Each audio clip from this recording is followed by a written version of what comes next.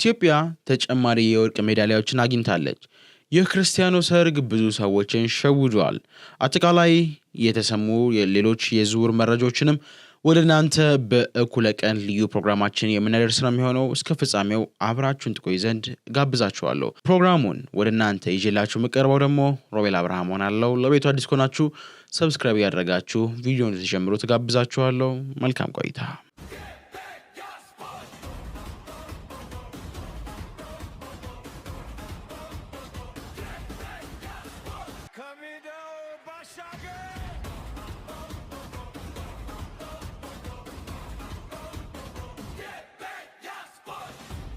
በቅድሚያ ኢትዮጵያ ተጨማሪ የወርቅ ሜዳሊያን በትናንትናው ምሽት ማስመዝገብ ችላለች።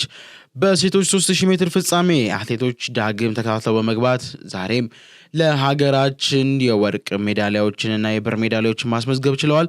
አትሌት ዮርዳኖስ ጸጋ በ8 ደቂቃ ከ43 ሰከንድ ከ65 ማይክሮ ሰከንድ በሆነ ሰዓት ርቀቱን በማጠናቀቅ ሁለተኛውን የኢትዮጵያ ወርቅ ሜዳሊያ ማስገኘት ችሏል ማለት ነው። እንዲሁም አትሌት ሽቶ ጉሚ እንደዚሁ ሁለተኛ ደረጃ በመያዝ ነው ለኢትዮጵያ ሁለተኛውን የብር ሜዳሊያ ማግኘት ቻለው። ይህንን ተከትሎ ኢትዮጵያ በዓለም የሜዳሊያ ሰንጠረዥ በ2 ወርቅ በ3 ብርና በ1 ናስ ሜዳሊያ ከዓለም ሁለተኛ ስትቀመጥ ከአፍሪካ ደግሞ ቀዳሚውን ስፍራ መያዝ ችላለች። በኦሪጎን ሰማይ ስር እየተካሄደ የሚገኘው ከዓመት በታች የዓለም አትሌቲክስ ሻምፒዮና ኢትዮጵያን አትሌቶች እየደመቁበት ቀጥለዋል። በአሜሪካ ነው እንግዲህ እየተዘጋጀ የሚገኘው ውድድር። አሜሪካ በውድድሩ 6 የወርቅ እንዲሁም ደግሞ 5 የብርና 2 የነሐስ ሜዳሊያዎችን በድምሩ እነዚህን በመሰብሰብ አንደኛ ደረጃ የተቀመጠች ሲሆን ሀገራችን ኢትዮጵያ ደግሞ በውስን የስፖርት ዘርፎች ብቻ በርካታ ሜዳሊያዎችን በመሰብሰብ ሁለተኛ ደረጃ ላይ መቀመጥ ቻለች። ቻይና፣ ኬንያና ጣሊያን ደግሞ ተከታዩን ደረጃ የያዙ ሀገራት ናቸው ማለት ነው። ሌላኛው ደግሞ በብዙዎች ዘንድ መነጋገሪያ የነበረው አንድ ጉዳይ አለ። ምናልባት ወደ ዝውውር መረጃዎቻችን በጥልቀት ከመግባታችን አስቀድሞ ትናንትና በብዙዎች ዘንድ የክርስቲያኖ ሰርግ ነው ብለው ሲጠበቅ እንደነበር እናስታውሳለን። ታዲያ ግን የሆነው ይህ አይደለም። የክርስቲያኖ ሰርግ ዘሰን እንዲሁ ደግሞ ሌሎች ቴሌግራፍን ጨምሮ በርካታ የዝውውር ምንጮች ይዘውት በወጡት መረጃ መሰረት የክርስቲያኖ ሰርግ በትላንትናው ዕለት በማዴራ አመሻሽ 12 ሰዓት ላይ ይፈጸማል ብለው ነበር። ይሁን እንጂ የተጠበቀው ሌላ የሆነው ሌላ ሆኗል።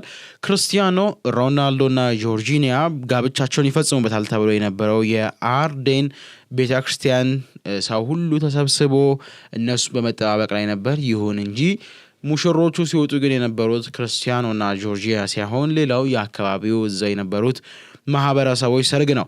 ታዲያ በማዴራ በምትገኘው ቤተክርስቲያን ስርዓተ ሰርጋቸው ይፈጸማል ተብሎ ሲጠበቅ የነበረው እነዚህ ሁለት ጥንዶች በምን ምክንያት እንደሆነ እስካሁን ድረስ ሰርጋቸው ይቅር ይኑር የተዘገበው ምንም አይነት መግለጫ የለም። በስፍራው ይገኛሉ ተብሎ እንዳለው ሜሲ ሁላ ሲጠበቁ ነበር። ምናልባት የሜሲ አባት ሞት እንዲሁም ደግሞ ሚዜው ነው የተባለው ዳሎት ትናንትና ለማንቸስተር ዩናይትድ ከፒኤስጂ ጋር ሲጫወት ነበር።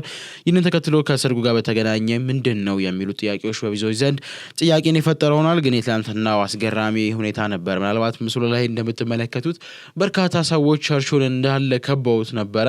ይሁን እንጂ ሲወጡ ግን የነበረው እሱ አልነበረም። ያ ሁሉ ሰው የክርስቲያኖን ሰርግ አያለው ብሎ ነበር በዛ በቤተክርስቲያኑ የታደመው። ሆኖም ግን የሆነው ሌላ የተጠበቀው ሌላ ሆኖ ይሄም ደግሞ ብዙዎችን መነጋገሪያ ሆኖ ያለፈ ጉዳይ ነው። እንደውም አንዱ ምን አለ የሰርጉ ተካፋይ ይሁሉ ሰው ግን እንዴት ነው ክርስቲያኖን ለማየት የመጣው ማለት እንደዚህ ቀለል ሲሉ ላቆ መጠርጠር ነበረባቸው። ምክንያቱም አንድ ፖሊስ ሆነ ሌላ የጸጥታ ጥበቃ አካል የለምና እሱ ለኮ መጠርጠር ይችሉ ነበረ ሲሉ ሐሳባቸውን ሰጥተዋል። የሰዎቹ ግን አስቂኝና አዝናኝ አጋጣሚ ሆኖ ነበር ያለፈው ማለት ነው። ከመሸጋገሪያ በኋላ ተመልሰን ስንመጣ ሙሉ በሙሉ ያልተሰሙ የዝውውር መረጃዎችን ወደ እናንተ የምናደርስ ይሆናል። አብራችሁን ቆዩ።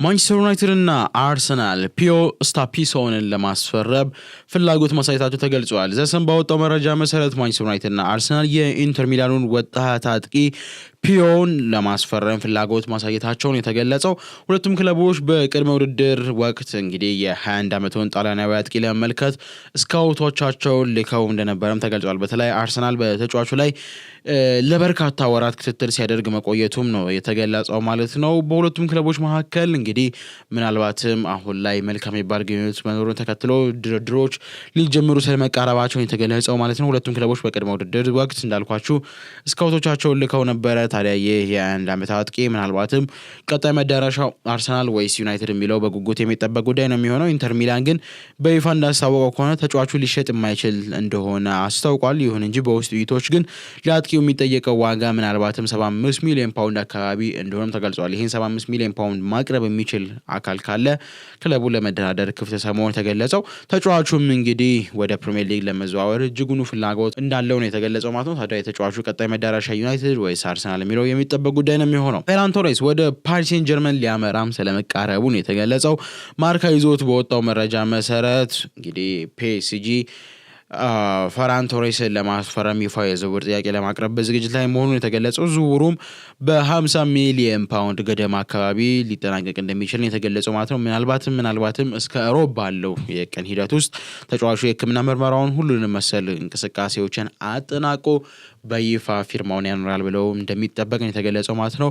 ምንም ችግር ካልተፈጠረ በስተቀር ተጫዋቹ በቀጣይ የፒኤስጂ ተጫዋች እንደሚሆን ነው የተገለጸው ማለት ነው። ፋብሪዚዮ ሮማኖም ይህንን መረጃ አጋርቷል። አርሰናል ሌላው ጁሊያን አልቫሬዝ፣ ብራድሊ ባርኮላን እና ኢሊማን ኒዲያይን በዝውውር ዝርዝሮቹ ውስጥ ማስቀመጡም ተገልጿል። ዘ ኢንዲፔንደንት እንዳስነበበው ከሆነ አርሰናል ቪኒ ጁኒየርን ከሪያል ማድሪድ ጋር ያለውን ውል ለተጨማሪ ዓመታት ካራዘመ በኋላ ያላቸውን የበጀት አቅም ሁሉ ወደ ጁሊያን አልቫሬዝ እና ብራድሊ ባርኮላ እንዲሁም ደግሞ ኢሊማን ኒዲያይ እንደ አማራጭ ዝውውር ለማዘዋወር ማሰብ ስለመጀመራቸው የተገለጸው። በእርግጥ ቀደም ብሎ ፍላጎት የነበራቸው ቢሆንም አሁን ላይ ግን ያንን ፍላጎት ከፍላጎትነት ባለፈ ወደ ተግባር ለማውረድ እንቅስቃሴ መጀመራቸውን የተገለጸው ማለት ነው። አርሰናል ቀድሞ ሊቨርፑል በድርድር ላይ ቢሆንም ፒኤስጂ ለተጫዋቹ የተመነለት ዋጋ ግን ማን ይደፍረዋል የሚለው ሌላው በጉጉት የሚጠበቅ ጉዳይ ነው። ምክንያቱም ገዢ ሲያጡ 150 ነበር። አሁን ደግሞ ወደ 130 ሚሊዮን ፓውንድ አካባቢ ነው ተጫዋቹ ይሸጥበታል ተብሎ የተጠበቀው ዋጋ።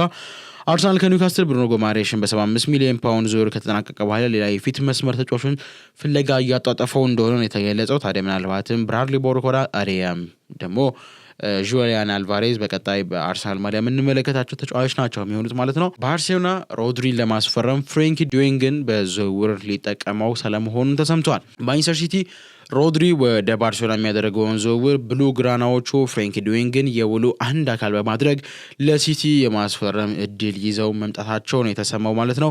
ኔዘርላንድ አማካይም ባርሴሎና ሮድሪን በዚህ ክረምት ወደ ካምፕ ኑ ለማምጣት በሚያደርገው ጥረት እንደ የዝውውር ስምምነቱ አካል ሊጠቀምበት እቅድ ስለመያዙ ነው የተሰማው። ይህ ማለት ያው ባርሴሎና ሮድሪን ለማስፈረም ሲል ፍሬንኪ ዲዮንግን ወደ ኢታር ለመላክ የሚያስችል የዝውውር ስምምነት ውስጥ ሊያካትት ይችላል የሚሉ ጥርጣሬዎች በስፋት ከክለቡ የቅርብ ምንጮች እየተበራከቱ ነው የሚገኙት። ከጥቂት ቀናቶች በፊት ሲቲ ለሮድሪ ከባርሴሎና የቀረበውን የ50 ሚሊዮን ዩሮ የሚጠጋ ጥያቄ ውድቅ ማድረጉ አይረሳም። ታዲያ ይህንን ተከትሎ ባርሴሎናም ዲዮንግን የዝውውሩ አካል በማድረግ ለተጫዋቹ የሚወጣውን የዝውውር መጠን ከመቀነስ አኳያ የታሰበበት ስትራቴጂያዊ እንቅስቃሴ ሊያደርግ ይመስላል። ታዲያ በቀጣይ የምንመለከተው ጉዳይ ነው የሚሆነው ማለት ነው። በርካታ የዝውውር መረጃዎች አሉ።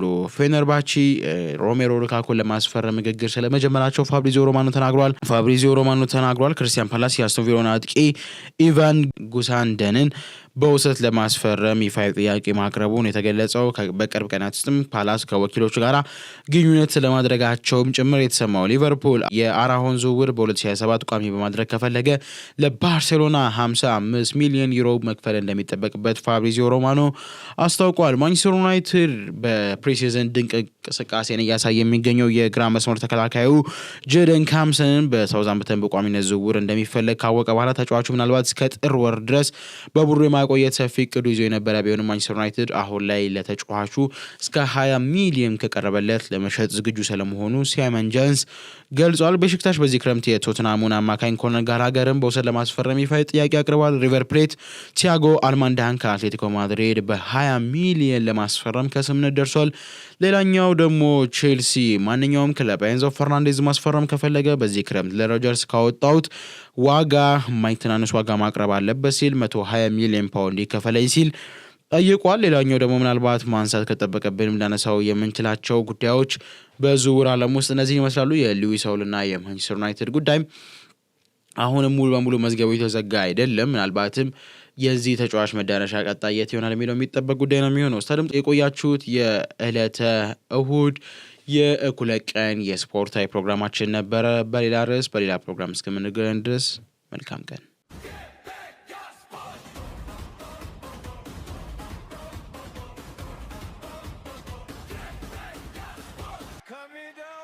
Ashage!